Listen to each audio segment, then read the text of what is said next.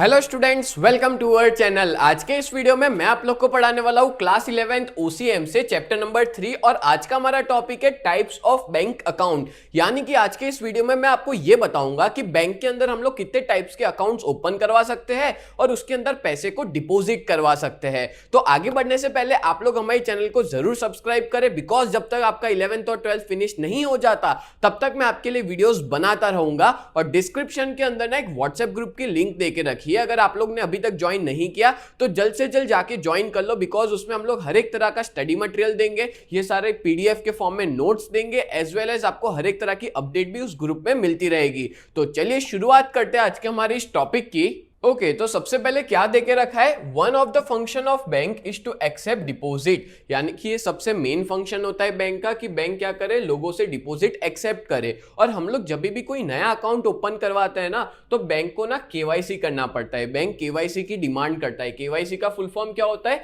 Know your customer. कब हम लोग को डिमांड, मतलब कब बैंक डिमांड करती है इस चीज की, जब हम लोग कोई नया अकाउंट ओपन करवाते हैं या तो फिर बैंक से कोई भी तरह की सर्विस लेते हैं। और ये जो केवाईसी है ना, वो बहुत ज्यादा जरूरी हो गया है आज के डेट में, क्योंकि आरबीआई ने इसका रूल निकाला है। और हाँ, ये चीज याद रखना कि सेंट्रल बैंक को ही हम लोग आरबीआई कहते हैं। हर कंट्री की एक सेंट्रल बैंक होती है, हमारे कंट्री की सेंट्रल बैंक का नाम है आरबीआई। और आरबीआई जो भी रूल्स रेगुलेशंस निकालती है वो हर एक बैंक को फॉलो करना पड़ता है। बोलो, क्लियर हो गया? अब मैं आपको बताता हूं कि कितने टाइप्स होते हैं अकाउंट्स के। तो बेसिकली 4 टाइप्स है, 4 टाइप के अकाउंट हम लोग बैंक के अंदर ओपन करवा सकते हैं। Number 1 is saving account, number 2 is current account, number 3 is recurring account and number 4 is FD यानी कि फिक्स डिपॉजिट। जनरली आपने अपने पेरेंट्स के मुंह से ये वर्ड सुना होगा, FD हम करवा लेते हैं, कब तक FD जो है वो मैच्योर होगी। ठीक है, तो इस तरह से टोटल 4 तरह के अकाउंट हम लोग कोई भी बैंक में ओपन करवा सकते हैं। हर एक अकाउंट को मैं एक एक करके धीमे धीमे समझाता हूं, जिससे आपको बहुत अच्छे से क्लियर हो जाए। तो शुरुआत करते हैं सबसे पहले हम लोग सेविंग अकाउंट से। तो सेविंग अकाउंट क्या होता है, आप लोगों का भी ना अगर बैंक अकाउंट है, भले माइनर हो, आप 18 साल से छोटे हो, तो बहुत से बच्चों का होता है बैंक अकाउंट, तो आपका सेविंग अकाउंट ही होगा। ठीक है, अब सेविंग अकाउंट मतलब क्या, तो ये एक ऐसा अकाउंट है जहां पे लोग अपनी सेविंग्स को डिपॉजिट करते हैं। इसके नाम से ही पता चल जाता है कि लोगों का पैसा इसमें होता है, लोगों की सेविंग्स जो है वो इस अकाउंट में डाली जाती है। ठीक है, अब यहाँ पे ना एक फिक्स रेट ऑफ इंटरेस्ट होता है जो इस अकाउंट पे किया जाता है। कौन पे करेगा, तो बैंक पे करेंगे। चलो आपको इस अकाउंट का एक एग्जांपल दे देता हूं। जैसे मान लो ये आप हो, ठीक है, और आपने अपना बैंक अकाउंट ओपन करवाया है, सेविंग अकाउंट ओपन करवाया है बैंक के अंदर जा करके।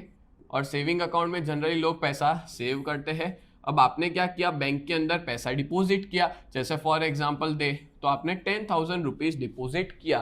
ठीक है, अब बैंक क्या करेगी, आपको टाइम टू टाइम इंटरेस्ट पे करेगी। ठीक है, अब जैसे आज की डेट का करंट सिनारियो बताऊं, तो जो सेविंग अकाउंट है ना, उसका इंटरेस्ट चलता है से फॉर एग्जांपल 3.5% या तो 4% के आसपास चलता है। कोई कोई बैंक 3% भी देती है। ठीक है, तो बहुत कम रेट ऑफ इंटरेस्ट होता है सेविंग अकाउंट के अंदर। ठीक है, ये चीज याद रखना। And the customer get interest as per the amount and days for which the amount remains credited in the account. और यहाँ पे कस्टमर को इंटरेस्ट किस बेसिस पे मिलता है, जितना भी पैसा उसने जितने टाइम के लिए रखा है उस टाइम पे कैलकुलेशन करके उसको इंटरेस्ट पे किया जाता है। अब इस बैंक अकाउंट में और भी फैसिलिटीज प्रोवाइड की जाती है, जैसे कि अगर आपके पास चेक बुक नहीं है तो चेक बुक देंगे, एटीएम कार्ड है, डेबिट कार्ड, ठीक है, वो भी प्रोवाइड किया जाता है इस अकाउंट के साथ। तो ये सारी अदर फैसिलिटीज है जो सेविंग अकाउंट में प्रोवाइड की जाती है। और यहाँ पे जो अकाउंट होल्डर है वो पैसा किस फॉर्म में डिपॉजिट कर सकता है, तो चेक के फॉर्म में डिपॉजिट कर सकता है, ड्राफ्ट के फॉर्म में डिपॉजिट कर सकता है, कैश जाकर के वो डिपॉजिट कर सकता है। ठीक है, और विड्रॉल की बात करें तो विड्रॉ भी कर सकते हैं, पैसा निकाल भी सकते हैं। कैसे पैसा निकालेंगे, तो थ्रू चेक और विड्रॉल स्लिप। मतलब एक स्लिप भरनी होती है, वो स्लिप भर के दो और पैसा निकाल लो, या तो फिर चेक दो और पैसा निकाल लो। ठीक है, 2 तरीके से हम लोग पैसे को निकाल सकते हैं। The bank compel the account holder to maintain minimum balance. Compel मतलब होता है फोर्स करना, कि आपको इतना तो रखना ही पड़ेगा। मतलब जितने भी सेविंग अकाउंट होते हैं ना, उसमें मिनिमम बैलेंस रखना पड़ता है। जैसे मान लो कि मेरा SBI के अंदर है, ठीक है, तो मेरी SBI बैंक जो है, मतलब मेरे घर के पास में, तो उसमें जो मिनिमम बैलेंस है ना, वो मेंटेन करना है 2,000 रुपीज। मतलब मतलब 2,000 रुपए तो मेरे को उस बैंक में रखने ही है, वो खर्च करने नहीं है, ठीक है। तो मिनिमम बैलेंस जो है वो मेंटेन करना पड़ता है और बैंक इसको कंपलसरी बोलती है कि अब पता है आपको हर बैंक का अलग अलग होता है मिनिमम बैलेंस जो रखना होता है। अगर HDFC में मैं अकाउंट ओपन करवाऊंगा तो मिनिमम 25,000 मेंटेन करना है, ICICI में ओपन कराऊंगा तो उसमें मिनिमम 50,000 मेंटेन करना है, ठीक है। तो ऐसे कुछ बैंक जो है वो कंपलसरी कहती है कि आपको उतना मिनिमम बैलेंस तो मेंटेन रखना होगा। Generally the number of withdrawal in saving account are limited in a month. ये बात भी सही है कि आप ऐसा नहीं है कि जितना चाहो उतना पैसा डालो और निकाल सको, इसकी एक लिमिट होती है। इवन आप लोग देखना कि गूगल पे के थ्रू जब आप कोई ट्रांजैक्शन करोगे ना तो 1 लाख से ज्यादा नहीं हो पाएगा, और इवन सेविंग अकाउंट के अंदर भी 1 लाख से ज्यादा ट्रांजैक्शन नहीं हो सकता। उसके लिए ना आपको करंट अकाउंट ओपन करवाना पड़ेगा अगर आपके बहुत सारे ट्रांजैक्शन हो रहे हैं, पर सेविंग अकाउंट में एक लिमिट होती है कि आप उससे ज्यादा ट्रांजैक्शन नहीं कर सकते 1 महीने के दौरान। And this account can be open in the name of individual. हाँ, ये हम लोग किसके नाम से, कोई इंडिविजुअल के नाम से ओपन कर सकते हैं, जैसे मेरा सेविंग अकाउंट है, ठीक है। फिर अगर आप लोग को ज्वाइंट करना है तो एक से ज्यादा लोग को जुड़ना है तो ज्वाइंट अकाउंट भी हम लोग ओपन करवा सकते हैं। जैसे आप लोग अभी माइनर हो तो आपका ज्वाइंट अकाउंट होगा, ठीक है, जिनका भी है, जैसे आपका पेरेंट्स, जैसे आपके मम्मी है या आपके फादर है, ठीक है, उनके साथ मिलकर आपका ज्वाइंट अकाउंट होगा, ठीक है, अकेला आपका नहीं होगा। तो जब माइनर होता है तब ज्वाइंट अकाउंट ही ओपन हो सकता है, ठीक है। तो ये याद रखना कि सेविंग अकाउंट में 2 तरह से अकाउंट खोल सकते हैं हम लोग, एक तो खुद के नाम से या तो ज्वाइंटली। जैसे मान लो मैं मेरे कोई दोस्त के साथ मिलकर के अकाउंट ओपन करना चाहता हूं तो कर सकता हूं, ठीक है। मैं मेरे फादर के साथ मिलकर अकाउंट ओपन करना चाहता हूं तो कर सकता हूं। Done. And nomination can be registered. यहाँ पे नॉमिनी होना बहुत ज्यादा जरूरी है। अगर मान लो मैं नहीं रहा तो मेरी जगह वो अकाउंट में नॉमिनी कौन है, नॉमिनी मतलब होता है कि मेरे बाद उस अकाउंट को कौन हैंडल करेगा, तो उसको हम लोग बोलते हैं नॉमिनी, और उसके लिए नॉमिनेशन करना बहुत ज्यादा जरूरी है, ठीक है। Bank get deposits on a larger scale through this account. और आपको पता है इंडिया के अंदर सबसे ज्यादा सेविंग अकाउंट्स ही है, और सेविंग अकाउंट्स के थ्रू बैंक के अंदर बहुत बड़े स्केल पे पैसा आता है, ठीक है। ज्यादातर लोगों के सेविंग अकाउंट्स होते हैं, बाकी सारे अकाउंट्स होते हैं पर कम है, सबसे ज्यादा सेविंग अकाउंट देखने को मिलते हैं। और बात करें सेविंग अकाउंट में रेट ऑफ इंटरेस्ट भी अच्छा खासा होता है, बट इतना ज्यादा नहीं होता। मैंने बताया पूरे साल का 3.5 से 4% के आसपास होता है। ये मैंने आपको एक जनरल नॉलेज दी, ठीक है। तो मैंने आपको अभी बता दिया सेविंग अकाउंट क्या होता है। अब मैं आपको समझाता हूं कि करंट अकाउंट क्या होता है, ठीक है।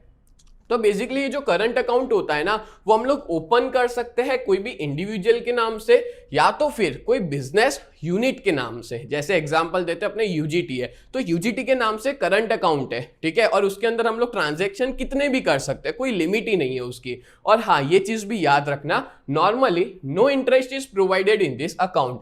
करंट अकाउंट के अंदर कभी भी इंटरेस्ट प्रोवाइड नहीं किया जाता। MCQs या 1 मार्क में क्वेश्चन आ सकता है कि बताओ करंट अकाउंट में इंटरेस्ट कितना मिलता है, तो जनरली इसमें 0% इंटरेस्ट है। और आपको पता है बहुत सी बैंक तो ऐसी है जो करंट अकाउंट की फैसिलिटीज देने में मतलब चार्ज लगा रही है कि हम आपको ऐसी फैसिलिटी दे रहे हैं। अब इस अकाउंट में क्या फैसिलिटी मिलती है कोई भी पर्सन को या कोई भी बिजनेसमैन को या कोई बिजनेस को, तो इसमें फैसिलिटी मिलती है कि आप इस अकाउंट से कितने भी नंबर ऑफ ट्रांजैक्शन कर सकते हो, कोई लिमिट ही नहीं है, ठीक है।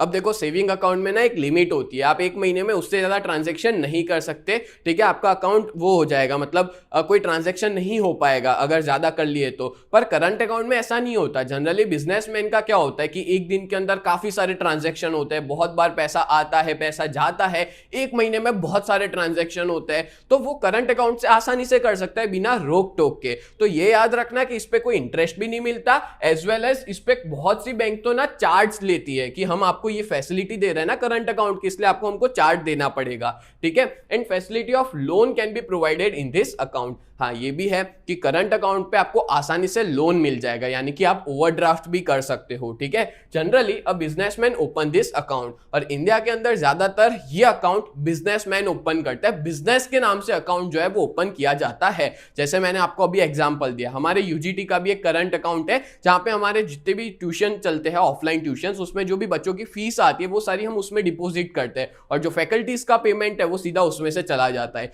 तो वो अकाउंट में बहुत ज्यादा ट्रांजैक्शन होते हैं। अगर सेम ट्रांजैक्शन मैं सेविंग अकाउंट में करने लग गया ना तो बैंक वाले मेरे को आके बोलेंगे कि भाई आप इससे ज्यादा ट्रांजैक्शन नहीं कर सकते, मतलब एक लिमिट आ जाएगी। पर उस करंट अकाउंट से कितने भी हम लोग नंबर ऑफ ट्रांजैक्शन आसानी से कर सकते हैं। बोलो क्लियर हो गया? तो मैंने बहुत क्लियरली आपको समझाया कि सेविंग अकाउंट क्या होता है और करंट अकाउंट क्या होता है। जनरली सेविंग अकाउंट में लोग अपने पैसों को सेव करते हैं, बचाते हैं, और उसका रेट ऑफ इंटरेस्ट थोड़ा कम होता है पर मिलता है आपको इंटरेस्ट। पर करंट अकाउंट में तो कोई इंटरेस्ट नहीं मिलता। इसकी अच्छी बात यह है कि आप कितने भी ट्रांजैक्शन एक दिन में या एक महीने में कितने भी ट्रांजैक्शन कर सकते हो, कोई लिमिट नहीं है। बोलो क्लियर? चलो आगे बढ़ते हैं अब नेक्स्ट। तो आगे बढ़ने से पहले मैं आप लोग को एक इंफॉर्मेशन देना चाहता हूं। अगर आप लोग 11th कॉमर्स जीएसईबी में हो तो आप लोग हमारी इस न्यू बैच में ज्वाइन हो सकते हो, जहां पे हम लोग 4 सब्जेक्ट्स पढ़ाते हैं, अकाउंट्स, टैक्स, इकोनॉमिक्स और ओसीएम, जहां पे हम लोग एवरी डे लाइव लेक्चर लेते हैं मंडे टू सैटरडे। और अगर आपको बीच में कोई भी डाउट हो तो आप लेक्चर में कभी भी पूछ सकते हो और आपके हर एक डाउट को हम लोग सॉल्व कर देंगे। इवन अगर आपने सब्सक्रिप्शन लिया है, हमारे ऐप पे आप मैसेज कर रहे हो, कोई भी डाउट है तुरंत आपको रिप्लाई भी आ जाएगा। ठीक है, तो लाइव लेक्चर्स तो होते ही है, साथ साथ में रिकॉर्डेड वीडियोस प्रोवाइड करते हैं, हैंड रिटन नोट्स मिलेंगे, रेगुलर टेस्ट होगी और 24/7 डाउट सॉल्यूशन भी प्रोवाइड किया जाएगा। और अगर आप लोग की कोई भी डाउट है, क्वेरी है, तो आप हमारे नंबर पे भी कांटेक्ट कर सकते हो 7202012221। और हमारे इस कोर्स की प्राइस है 2999। और अगर इसको परचेस कैसे करना है, आपने हमारी ऐप डाउनलोड नहीं की है तो कर लेना, यूजीटी नाम से है प्ले स्टोर पे। और अगर आपके पास आईफोन है तो उसमें माई इंस्टीट्यूट नाम से है। और अगर आप इस बैच के बारे में ज्यादा इंफॉर्मेशन लेना चाहते हो तो आप लोग हमारी वेबसाइट भी विजिट कर सकते हो www.ugt.co.in। ये हमारी वेबसाइट है, वहां पे जाके आपको इसके बारे में सारी डिटेल्स भी मिल जाएगी। तो आगे बढ़ते हम लोग, नेक्स्ट टॉपिक है अपना नंबर 3, रिकरिंग अकाउंट। तो देखो, रिकरिंग अकाउंट एक ऐसा टाइप का अकाउंट होता है जो लोग ओपन करते हैं सेविंग व्यू पॉइंट से। ठीक है, कि लोग अपने पैसे को क्या करें, सेव करें। पता है आपको, ये वो लोग अकाउंट ओपन करते हैं जिनको वो बड़ी अमाउंट में पैसे को सेव नहीं कर सकते। कैसे, चलिए बताता हूं मैं आपको। इसके अंदर ना क्या होता है, कंपल्सरीली आपको एक सर्टेन अमाउंट एवरी मंथ में डिपॉजिट करनी है। एक एग्जांपल देता हूं, ठीक है, तो आपको बहुत अच्छे से समझ में आता है एग्जांपल से। तो एग्जांपल देता हूं, जैसे मान लो ये मैं हूं, ठीक है, अब मेरे को ना थोड़ा पैसा जमा करना है, खर्च बहुत हो जाता है, तो क्या करूंगा मैं, रिकरिंग अकाउंट ओपन करवा लूंगा बैंक में जाके। और रिकरिंग अकाउंट में क्या होगा कि मेरे को हर महीने मतलब जैसे फॉर एग्जांपल हर महीने 5 तारीख को 5 डेट को 10,000 रुपीज डिपोजिट करवाने। ठीक है, कितने, 10,000 रुपीज। और ये मैंने 5 साल के लिए ओपन किया है अकाउंट। ठीक है, कि 5 साल तक हर महीने की 5 तारीख को जाकर के मेरे को कितने डिपॉजिट करवाने हैं, 10,000 रुपीज डिपॉजिट करवाने हैं। तो देखो, मेरे को हर महीने जाना है, बार बार जाना है बैंक में। ठीक है, तो इसको हम लोग क्या बोलेंगे, रिकरिंग। बार बार जाना पड़ेगा, बार बार डिपॉजिट करने पड़ेंगे, इसलिए इसके नाम से ही आपको समझ आ जाना चाहिए कि ये रिकरिंग अकाउंट होता है। अब बात करें तो मेरे को इंटरेस्ट कब मिलेगा, कब मेरे को टोटल अमाउंट मिलेगी, तो जब 5 साल खत्म होंगे। तो 5 साल जब खत्म हो गए ना, तो उस पीरियड को बोलते हैं मैच्योरिटी पीरियड। क्या कहते हैं, मैच्योरिटी पीरियड। तो जब भी मैच्योरिटी पीरियड आ जाएगा 5 साल के बाद, तो बैंक मुझे, मैंने जो पैसा डाला है वो, जिसको हम लोग प्रिंसिपल अमाउंट कहेंगे, जैसे 1,20,000 होगा 1 साल का, वैसे 5 साल का मिला है तो कितना होगा, 6 लाख रुपए। तो ये जो 6 लाख रुपए है वो, और उसके साथ साथ मतलब मेरी प्रिंसिपल अमाउंट, और उसके साथ साथ मेरे को इंटरेस्ट भी मिलेगा। और आपको पता है इस पे जो इंटरेस्ट रेट होता है ना, वो सेविंग अकाउंट से थोड़ा ज्यादा होता है, जो यहाँ पे लिखा हुआ है, the rate of interest on such amount is higher than saving account and lower than fixed deposit. याद रखना, जो रिकरिंग अकाउंट होता है उसमें सेविंग अकाउंट से ज्यादा इंटरेस्ट मिलता है, मतलब सेविंग अकाउंट में तो 3.5-4% था, उससे ज्यादा मिलता है। और फिक्स्ड डिपॉजिट यानी कि एफडी से कम मिलता है। ठीक है, क्योंकि एफडी में सबसे ज्यादा इंटरेस्ट देती है कोई भी बैंक। तो यहाँ पे क्या होगा कि मेरा 5 साल के अंदर एक अच्छा खासा पैसा जो है वो इकट्ठा हो जाएगा। बाकी क्या हो रहा था, मेरा खर्चा बहुत ज्यादा हो रहा था, तो मैंने ये अकाउंट ओपन करवा लिया। And the bank pays the whole amount along with interest at the end of the term. जब टर्म खत्म हो जाएगी, जिसको बोलते हैं मैच्योरिटी पीरियड, तब मेरे को मेरा जो इन्वेस्ट किया, इन्वेस्ट तो नहीं कहेंगे, डिपॉजिट किया है वो पैसा और साथ साथ में इंटरेस्ट दोनों मिल जाएगा। और जो पैसा डिपॉजिट किया था उसको प्रिंसिपल अमाउंट कहेंगे, और जो इंटरेस्ट मिला है वो तो पता ही है, तो दोनों को प्लस करके टोटल मेरे को मिलेगा। बोलो समझ में आ गया? तो ऐसे अकाउंट को रिकरिंग अकाउंट क्यों कहते हैं, क्योंकि हर महीने मेरे को पैसा डिपॉजिट करवाना है। डन, चलो आगे बढ़ते हैं। Next number 4, fixed deposit. इसके बारे में ना आपने अपने पेरेंट्स से काफी बार सुना होगा, जिसको एफडी कहते हैं। ठीक है, बेसिकली ये लॉन्ग टर्म डिपॉजिट होता है। ठीक है। अच्छा, एक चीज बताना तो मैं भूल ही गया कि ये वाला क्वेश्चन जो है वो आप लोग की एग्जाम में 5 मार्क का पूछा जाएगा। ये तो एग्जाम्पल मतलब ये तो एग्जाम के अंदर बहुत ज्यादा इंपॉर्टेंट है, 5 मार्क का है। 2 ही क्वेश्चन है 5 मार्क में, एक टाइप्स ऑफ बैंक अकाउंट और एक फंक्शंस ऑफ बैंक। ठीक है, ये 2 क्वेश्चन सबसे आईएमपी है। चलो अभी बात करें तो एफडी। एफडी का मतलब क्या होता है? तो fix deposit is a source of the money which can be used by the bank for the fixed term. मतलब यहां पे वापिस एक एग्जांपल देता हूं, आपको समझ में आ जाएगा। ठीक है, एग्जांपल से आप लोग बहुत अच्छे से समझ लेते हो। जैसे मान लो ये आप हो, ठीक है, आप हो और आपने फिक्स डिपॉजिट ओपन किया बैंक के अंदर। ये बैंक है, बैंक के अंदर आपने एफडी जो है वो ओपन करवाई। अब एफडी में होता क्या है? आपने क्या किया, आपके पास 1 लाख रुपए पड़े थे, ठीक है, तो आपको जरूरत नहीं थी, तो बोले बैंक में सेविंग अकाउंट में 1 लाख रुपए रखूंगा तो मेरे को सिर्फ 3.5 से 4% ही इंटरेस्ट मिलेगा। तो आपने सोचा कि ध्रुवल सर ने मेरे को बताया था कि हम लोग के पास ज्यादा टाइम है तो हम लोग ना एफडी में पैसा रख सकते हैं, उसमें इंटरेस्ट ज्यादा मिलता है। तो आपको तुरंत लाइट हुई कि सर ने मेरे को लेक्चर में बताया था कि ऐसा ऐसा करे, तो आपने क्या किया, उसकी एफडी करवा दी। एफडी में कैसे होता है कि आपने वो जो 1 लाख रुपए है ना वो बैंक में जमा कराया। आपको अभी 5 साल तक उस पैसों की जरूरत ही नहीं है, या तो 3 साल तक या 2 साल या 1 साल तक, तो आपने वो बैंक में पैसा डिपॉजिट करवा दिया। ठीक है, याद रखना सेविंग अकाउंट शॉर्ट टर्म के लिए होता है इसलिए उसमें इंटरेस्ट कम होता है, पर एफडी लॉन्ग टर्म के लिए होता है जिस वजह से इसमें इंटरेस्ट ज्यादा होता है। तो आपने 1 लाख रुपए क्या किए, बैंक में जमा करा दिए, डिपॉजिट करवा दिए फॉर 5 ईयर्स। ठीक है, 5 साल के लिए। अब यहां पे आपको इंटरेस्ट पता है कितना मिलेगा? आज की डेट की इंटरेस्ट की बात करूं, आपकी बुक में इतना सारा मतलब डिटेल चीज नहीं बताई है, मैं थोड़ा ज्यादा बता रहा हूं। ज्यादा मतलब कि आपको एक नॉलेज होना चाहिए। ठीक है, तो 5 साल का अगर आप करवाते हो तो अप्रोक्स आपको 7 से 7.5% इंटरेस्ट मिलेगा 1 साल का। ठीक है, 1 साल का 7% इंटरेस्ट आपको मिलेगा। तो क्या होगा कि आपने 5 साल के लिए एफडी करवाई, ठीक है, अब आपको 5 साल के बाद कितना पैसा मिलेगा? तो भाई 7 into 5 करो, कितना होता है? 35%। 1 लाख का 35 मतलब आपको 1,35,000 मिलेगा वापस। ठीक है, जब आपका वो जो टाइम पीरियड है ना वो खत्म हो जाएगा, यानी कि जो मैच्योरिटी पीरियड आ जाएगा उस टाइम पे आपको विथ इंटरेस्ट जो भी 5 साल का बन रहा है उसके साथ आपको पैसा मिलेगा, जैसे 1,35,000। बोलो क्लियर हुआ? तो इस तरह से लोग एफडी में इसलिए डिपॉजिट करवाते हैं बिकॉज इसमें जो रेट ऑफ इंटरेस्ट होता है ना वो ज्यादा होता है। ये तो मैंने आपको मिनिमम बताया 7%, ज्यादा भी होता है, कुछ बैंक का 7.5% भी होता है, कोई बैंक 8% भी देती होगी। ठीक है, सब बैंक का अलग अलग होता है।